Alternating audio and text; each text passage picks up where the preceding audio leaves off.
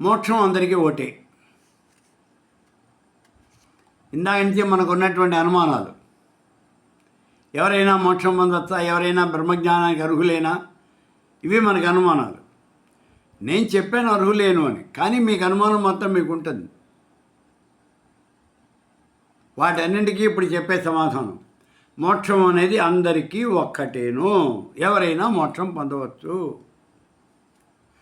ఇక్కడ ముక్తి మోక్షం రెండు పదాలు ఉన్నాయి.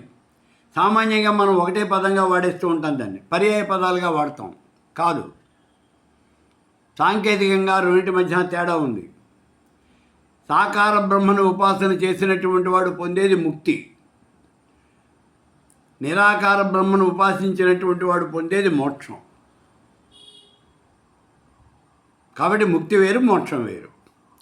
సరే, ఇప్పుడు ఈ ముక్తి కానీ మోక్షం కానీ అందరికీ ఒకటేనా, ఏమన్నా తేడా ఉందా? అందరికీ ఒకటే. ఇందాక నుంచి మనం అధ్యాత్మ రామాయణం అని చెప్పుకుంటూ ఉన్నాం.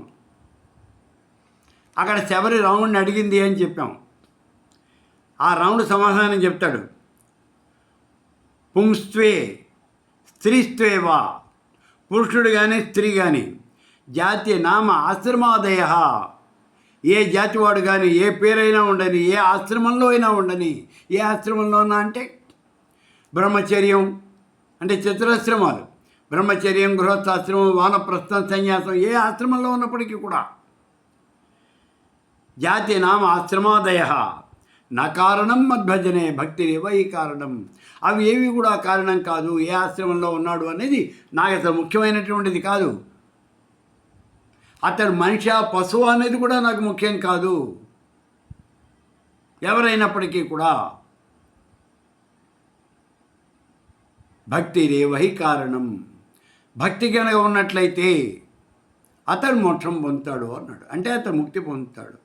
ఇక్కడ ముక్తికి మోక్షానికి తేడా లేకుండానే మనం వాడేస్తూ ఉంటాం ఈ పదాలు. సాకారాన్ని ఉపాసన చేస్తే పడ్డది ముక్తి. అందుకే ఇక్కడ భక్తి అంటే ముక్తిలోనే ఉంది. ఇది భక్తి కలిగిన వాడికి ముక్తే వస్తుంది. కాబట్టి ఇక్కడ భక్తి రేవహి కారణం, భక్తి కనుక ఉన్నట్లయితే ఎవరికైనా సరే ఈ మోక్షం అనేది వస్తుంది అని చెప్పేసాడు.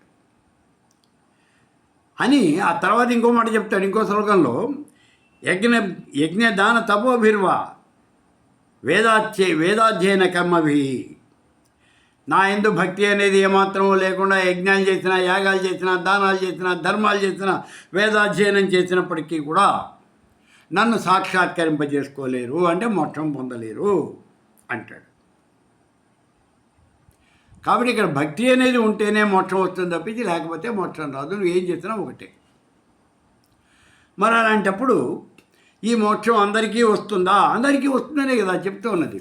పుంస్త్రేవా స్త్రీత్వేవా జాతి నామ ఆశ్రమాదేహ. నీ యొక్క కులము, మతము, నీ యొక్క పుట్టుక ఇవేవి కూడా ఆశ్రమానికి సంబంధం లేదు. సంబంధం లేకుండా నీకు మోక్షం అనేది వస్తుంది. ఎలాగా? కాళహస్తీశ్వరుడు,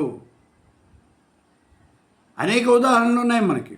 కాళహస్తీశ్వరుడు, పాము, సాయపురుగు, ఏనుగు, ఆ మూడు కూడా ఏ వేదము పఠించే లోత భుజగంబే శాస్త్రములు చదివే, ఏ విద్యాభ్యాసం అనొచ్చకరి చెంచుడే మంత్రమోహించే. చూడండి, సాలెపురుగు ఏ వేదం చదువుకుంది, పాము ఏ శాస్త్రాలు చదివింది, ఏం చదువుకుంది ఏనుగు, చెంచుడు ఆ తిన్నడు ఏ మంత్రాలు జపం చేశాడు. ఇదంతా కూడా పూర్వజన్మ సుకృతం అంతే.